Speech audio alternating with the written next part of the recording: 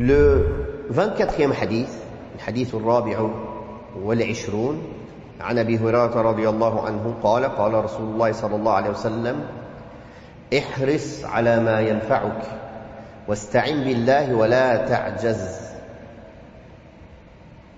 وإن أصابك شيء فلا تقل لو أني فعلت كذا أو لو أني فعلت كان كذا وكذا ولكن قل قدر الله وما شاء فعل أو قل قدر الله وما شاء فعل فإن لو تفتح عمل الشيطان أخرجه مسلم. Ce 24e hadith de ce recueil, c'est un hadith aussi du noble compagnon Abu Huraira radiyallahu anhu, où il rapporte que le messager d'Allah sallallahu alayhi wa sallam a dit: recherche avec énergie et ardemment ce qui t'est utile, demande avec énergie ce qui t'est utile, puis prends aide auprès d'Allah et ne faiblis jamais, ne te démotive jamais. Et si quelque chose t'arrive, malgré tout cela, ne dis pas si je n'avais pas fait ceci, il serait arrivé ceci ou cela, mais dis plutôt Allah l'a destiné ainsi et ce qu'il a voulu, il l'a fait. Car dire si ouvre les portes aux œuvres de Shaitan. Car dire si ouvre les portes aux œuvres de Shaitan. Le début de ce hadith, dans une autre version, le prophète sallallahu alayhi wa sallam a dit: Al-mu'minu al-qawiyyu khayrun wa ahabbu ila Allah min al-mu'mini al-da'if wa fi kilayhima khayr. Le croyant fort est plus aimé et meilleur auprès d'Allah que le croyant faible, bien qu'il y ait du bien dans les deux. Allah aime les croyants, mais il y a des degrés entre les croyants. Il y a les croyants forts, forts dans leur foi, forts dans leurs convictions, forts dans les ordres d'Allah, forts dans le suivi de la sunna du prophète sallallahu alayhi wa sallam, forts face au haram, forts face aux tentations. Et il y a les croyants faibles, qui sont croyants, mais qui n'ont pas cette force dans l'attachement à la vérité et dans leur attachement à Allah et dans leur foi. D'ailleurs, nous avons déjà parlé auparavant dans une des explications qu'Allah tabaraka wa ta'ala incite à être fort et ferme dans son engagement, comme il a dit au prophète Yahya alayhi salam: Ya Yahya khudil kitaba biquwwah wa ataynahu al-hukma sabiyya. Oh Yahya, prends le livre avec force, avec détermination. Ainsi, le croyant déterminé, fort dans sa foi, fort dans ses convictions, fort dans son attachement à sa religion, est meilleur. Et il est plus aimé auprès d'Allah que le croyant faible. Mais il y a du bien dans les deux, car dans les deux il y a la foi. Même le plus faible est croyant, donc il a du bien en lui. On ne désespère pas de son bien. D'ailleurs, le messager d'Allah sallallahu alayhi wa sallam a dit: celui qui dit que les gens sont perdus, c'est lui le plus perdu d'entre eux. Celui qui dit: ah, tout le monde est perdu, tout le monde est égaré, tout le monde est loin. Dans une version, fahuwa ahlakuhum, et dans une autre version, fahuwa ahlakahum. C'est lui qui est le plus perdu d'entre eux. Et dans une autre version, c'est lui qui les a perdus. C'est lui qui est la cause de les égarer, en disant cette parole. Donc, alhamdulillah, nous avons toujours bon espoir en Allah. Nous savons que sa religion vaincra, que la vérité sera au-dessus du faux, et que les croyants seront secourus, n'en déplaise aux ennemis d'Islam.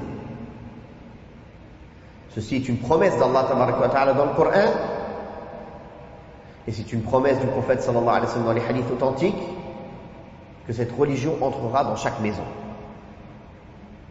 en élevant celui qui va l'accepter et en rabaissant celui qui va la refuser. La question n'est donc pas là. La religion va vaincre.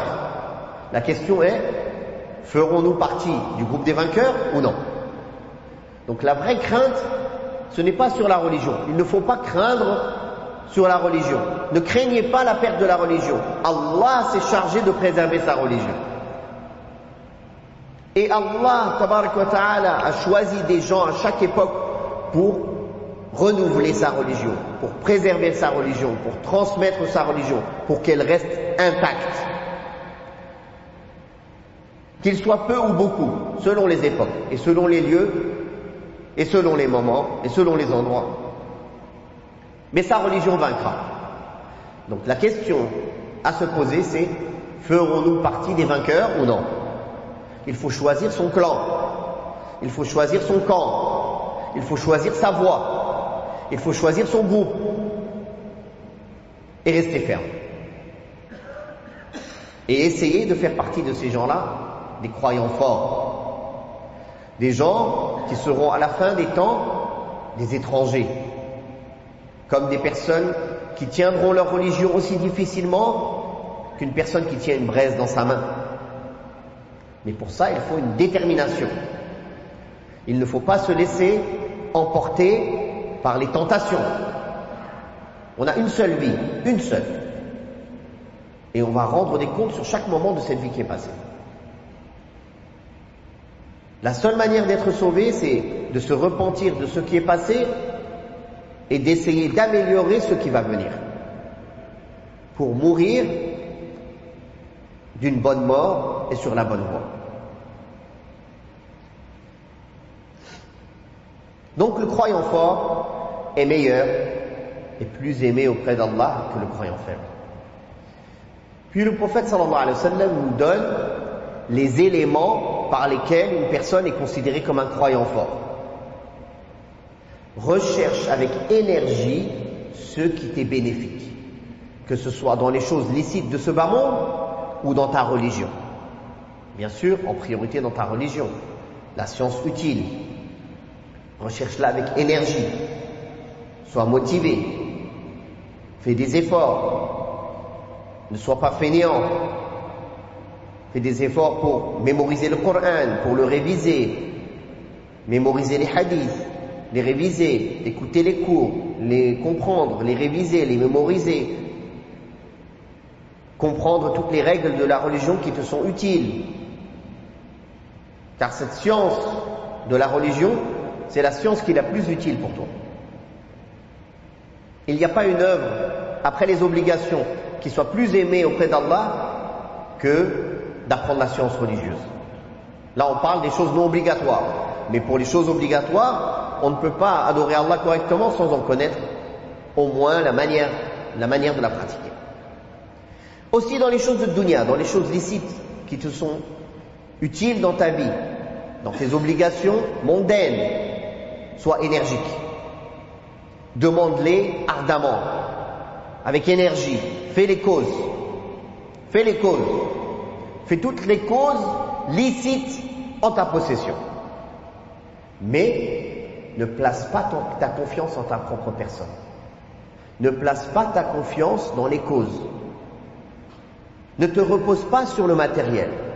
C'est pour ça qu'Allah, le prophète sallallahu alayhi wa sallam a dit après, wasta'in billah.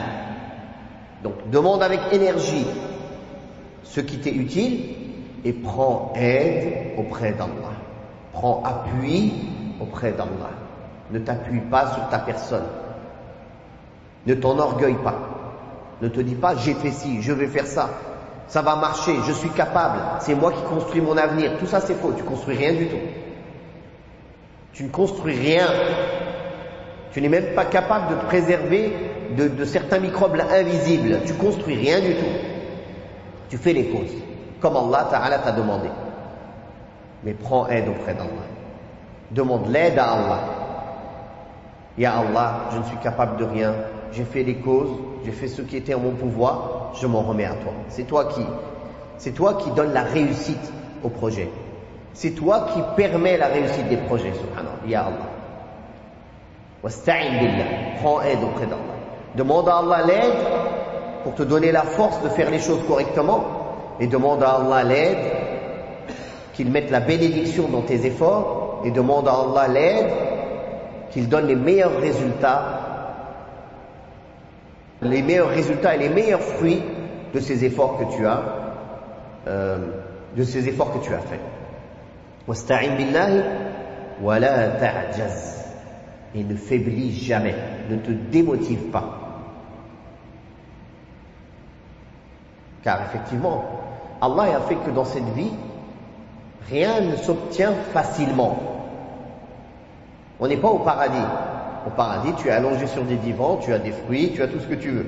Ici, on est dans le dunya.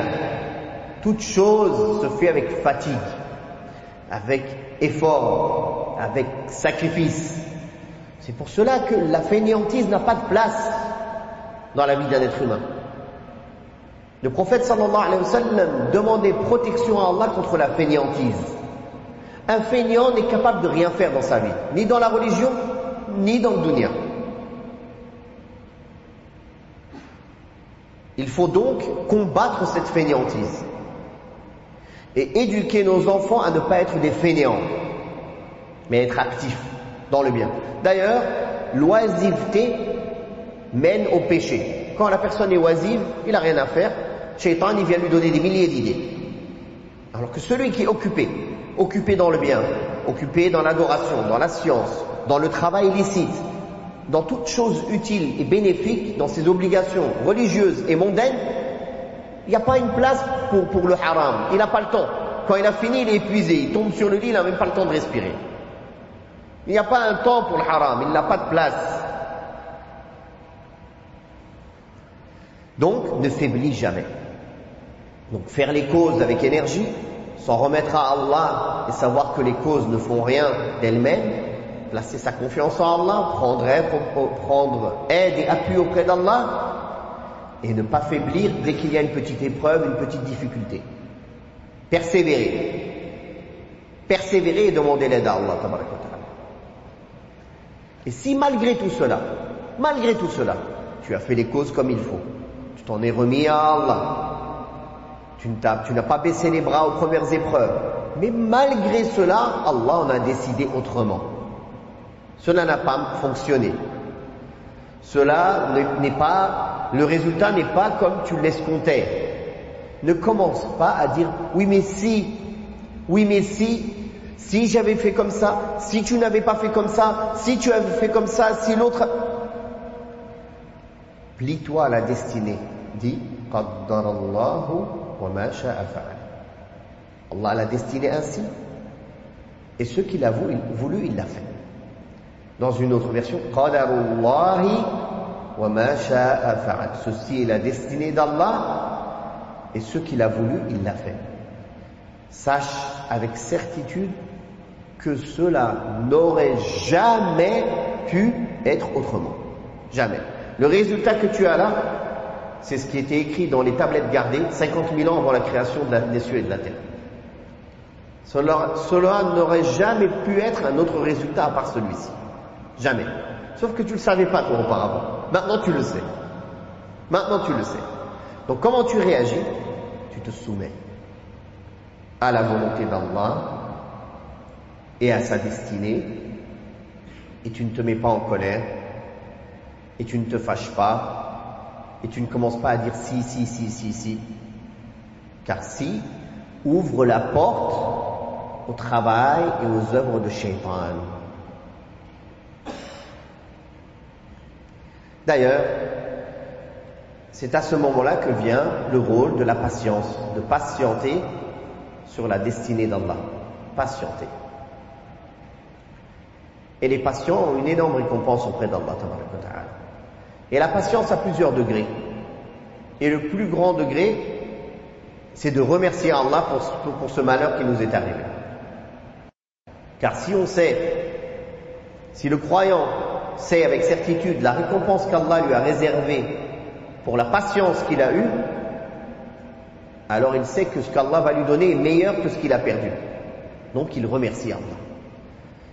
C'est pour ça que le prophète sallallahu alayhi wa sallam, quand il voyait une chose qu'il réprouvait, il disait « Alhamdulillahi ala kulli hal » Louange à Allah quoi qu'il arrive, dans toutes les situations. Louange à Allah dans toutes les situations. Ajaban li amri al-mu'min. Inna amrahu kullahu lahu khayr. In asabathu sarra سراء شكر فكان خيرا له وإن أصابته ضراء صبر فكان خيرا له. Le cas du croyant est vraiment étonnant, car son cas ne comporte pour lui que du bien. Quand il lui arrive un bonheur, il est reconnaissant envers Allah et c'est du bien pour lui. Et quand il lui arrive un malheur, il patiente et c'est du bien pour lui. Et ceci n'est que pour le croyant. Qu'Allah nous compte parmi les bons croyants, les croyants forts. On tire de ce hadith l'incitation à faire des efforts dans la demande de ce qui est bénéfique, à la fois dans ce bas monde et dans l'au-delà, en faisant les causes licites. On tire de ce hadith l'obligation de demander l'aide d'Allah pour accomplir les actes bénéfiques et l'interdiction de se reposer sur sa propre capacité à changer les situations et sa propre puissance. Il n'y a de force et de puissance qu'en Allah tabaraka wa ta'ala. On tire de ce hadith l'interdiction de la paresse et le fait qu'il faut faire les causes pour chercher les causes bénéfiques.